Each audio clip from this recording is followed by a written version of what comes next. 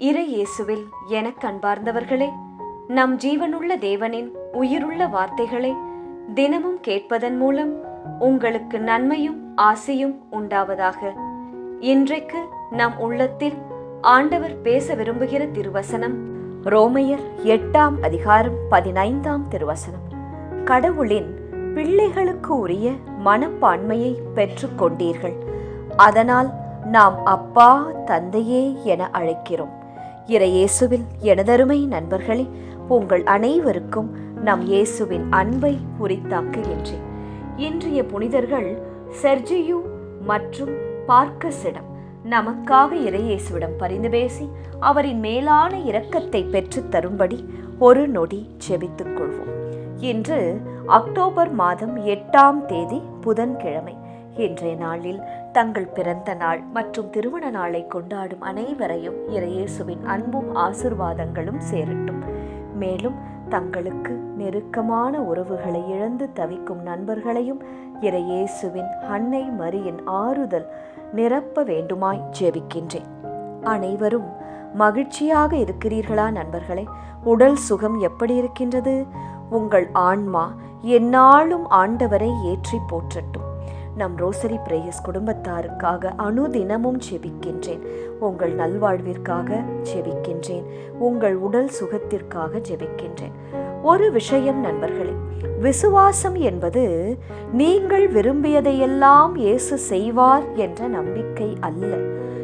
எனக்கு எது சரியானதோ அதை மட்டுமே இயேசு என் வாழ்வில் செய்வார் என்ற நம்பிக்கைத்தான் விசுவாசம் என்பது.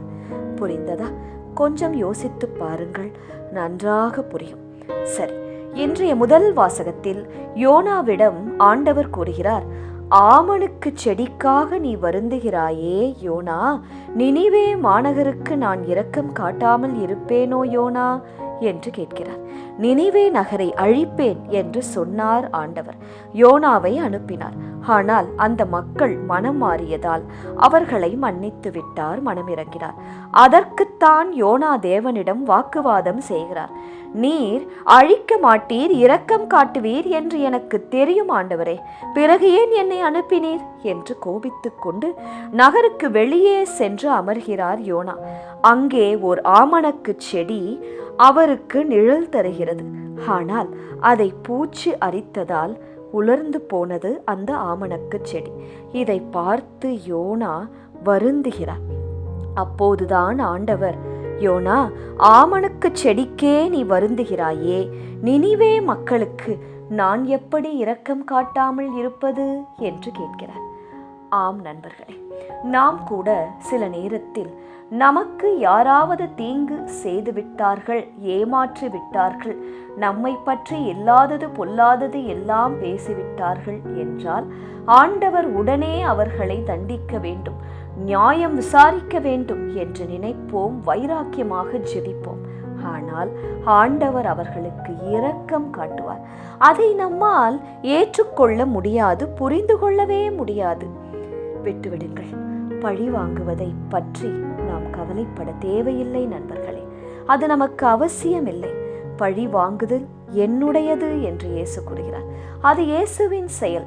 அவர் நியாயம் விசாரிப்பார். அவர் நீதி அரசர். ஆனால் எப்போது என்ன செய்ய வேண்டும் என்று அவருக்கு தெரியும். அப்போது செய்வார். நீங்கள் அதை பற்றி கவலைப்படாமல் ஜெபத்தில் இயேசுவிடம் சொல்லிவிடுங்கள். இயேசுவே, நான் எந்த தவறும் செய்யவில்லை, ஆனால் என்னை மனம் நோக செய்கிறார்கள், நீங்கள் தான் நீதி விசாரிக்க வேண்டும் என்று சொல்லிவிட்டு அடுத்த வேலையில் கான்சென்ட்ரேட் பண்ண ஆரம்பித்து விடுங்கள். நேரம் கிடைக்கும் போதெல்லாம் உபயோகமாவது ஏதாவது செய்து கொண்டே இருங்கள். ஏதாவது விஷயம் நிச்சயம் கிளிக் ஆகும். உங்களை உச்சாணி கொம்பில் அந்த விஷயம் சென்று அமர்த்தும். சரியா? இன்றைய நற்செய்தி வாழ்த்தொலி என்ன கூறுகிறது? நம்முள் இயேசுவை போல மனம் இருக்க வேண்டும். அதன் பொருட்டுத்தான் நாம் இயேசுவை அப்பா என்று அழைக்கின்றோமா? அப்பா, இந்த வார்த்தையில் 1000 அர்த்தங்கள், உணர்ச்சிகள், நினைவுகள், பாசம் உண்டு. அப்படியாக நீ என்னை அழைக்கலாம் என் மகனே மகளே என்று இயேசுவே நமக்கு அந்த உரிமையை கொடுக்கிறார், கூறுகிறார். நாம் அவரின் பாசமான பிள்ளைகள். இதற்கு நாம் எவ்வளவு பேறு பெற்றிருக்க வேண்டும்? சற்றே சிந்தியுங்கள் நண்பர்களே. அடுத்தது, நற்செய்தியில் இயேசு ஜெபிப்பதை பார்த்து சீடர்களும் எங்களுக்கும் ஆண்டவரிடம் வேண்ட கற்றுக் கொடும் இயேசுவே, யோவான் தன் சீடர்களுக்கு கற்றுக் கொடுத்தார், நீங்களும் கற்றுக்கொடும் என்று கேட்கின்றனர். அப்போது இயேசுவே சொல்லிக் கொடுத்த ஜெபம்தான் பரலோகத்தில் இருக்கிற எங்கள் பிதாவே என்னும் ஜெபம். அவ்வளவு வல்லமை வாய்ந்த ஜெபம் அது. தினமும் தவறாமல் ஜெபியுங்கள், பிள்ளைகளுக்கு கற்றுக் கொடுங்கள் குடும்ப ஜெபத்தில். அதனால்தான் நான் திரும்ப திரும்ப சொல்லுகிறேன், ஜெபமாலை சொல்லுங்கள், அதற்கு மிகுந்த பலனுண்டு நண்பர்களே. இன்றைய திருப்பாடல் வழி ஜெபிக்கலாமா? இயேசுவே, எங்கள் மேல் இரக்கமாயிரும், முழுவதும் உம்மையே நாங்கள் நம்பி இருக்கின்றோம். ஆண்டவரே, உம்மை நோக்கி எங்கள் உள்ளத்தை உயர்த்துகிறோம். அடியார்களாகிய எங்கள் மனதை மகிழ செய்யும். நீர் நல்லவர், மன்னிப்பவர், உம்மை நோக்கி மன்றாடும் அனைவருக்கும் பேரன்பு காட்டுவர். கடவுளின் பிள்ளைகள் என்று எங்களுக்கு பாக்கியம் தந்தீர். அப்பா, தந்தையே என்று உம்மை நோக்கி அழைக்கிறோம். நன்றி இயேசுவே. ஆமென். இயேசு கிறிஸ்துவின் பெரிதான நாமத்தின் நிமித்தம் ஜெபிக்கிறோம். ஆமென்.